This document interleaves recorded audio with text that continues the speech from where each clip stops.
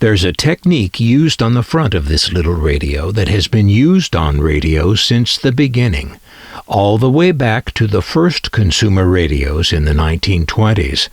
And not just radios, it's a styling technique used on lots of products. This radio is one of the last products to use it.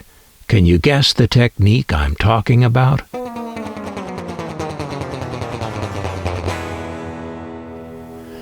The first transistor radio, the Regency TR1, used this technique in 1954, and the first few Zenith Royal 500 models, beginning in 1955, used this technique. But later in the Regency's first year of production, they replaced the technique with another. That's when they began to use hot foil stamping equipment to apply their logo to the front of their radio's cabinets. Before that, and going back decades, lettering and logos applied to plastic were often molded into the plastic at the time of the original molding and then painted in, literally, with paint, often gold paint, as was seen on the Regency and Zenith. But by the late 1950s, this technique had all but vanished on not just radios, but all consumer products. Lettering molded into the plastic itself fell from favor and was replaced, generally, by graphics applied instead to badges and trim pieces, using techniques like foil stamping and silk screening. This little Wilco was one of the last consumer products to have been made that old-fashioned way, with the lettering literally molded into the plastic cabinet and painted in gold.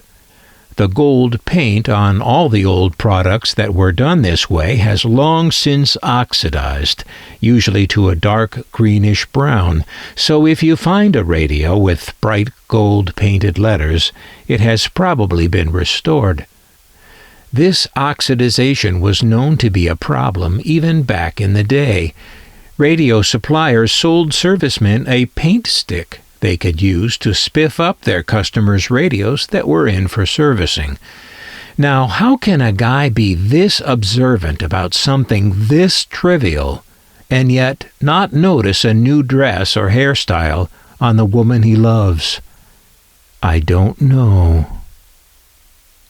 It's a cutie, this little Wilco. It's the ST630 model, and it has a design style I call architectural.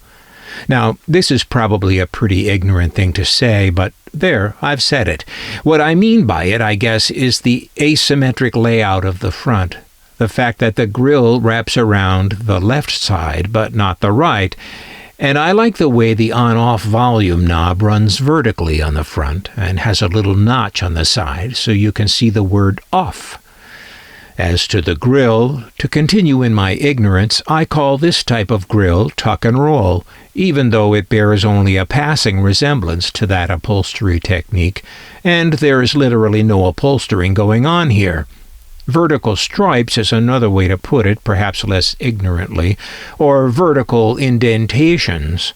But then I literally began to cringe at how mundane these descriptions can get. Like that Toshiba that some collectors call the bathroom scale model. How mundane can you get?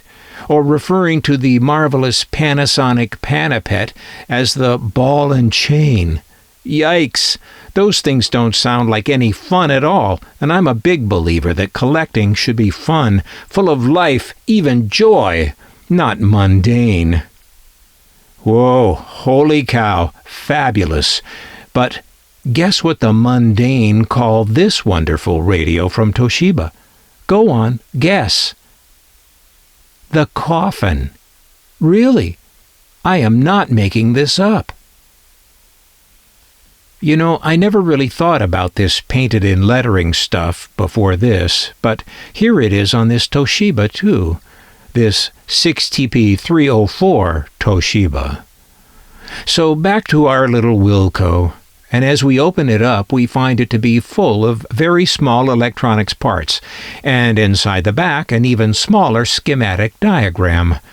The transistors here are made by 10, Kobe Kogyo, who supplied transistors to a great many of the smaller Japanese manufacturers.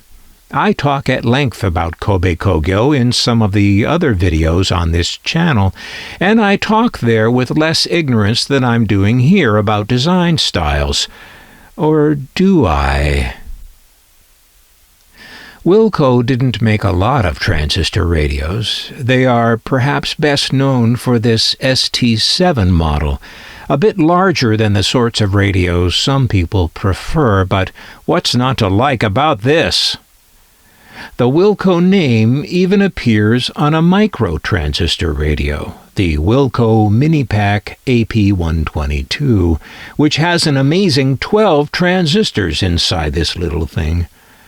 Astute observers will recognize this little Wilco Micro as similar to, and internally at least quite likely a clone, of the masterwork M100 from Columbia Records, that's shown in the book Vintage Micro Transistor Radios. The ST630 from Wilco, an interesting company off in an interesting corner of the interesting hobby of collecting transistor radios.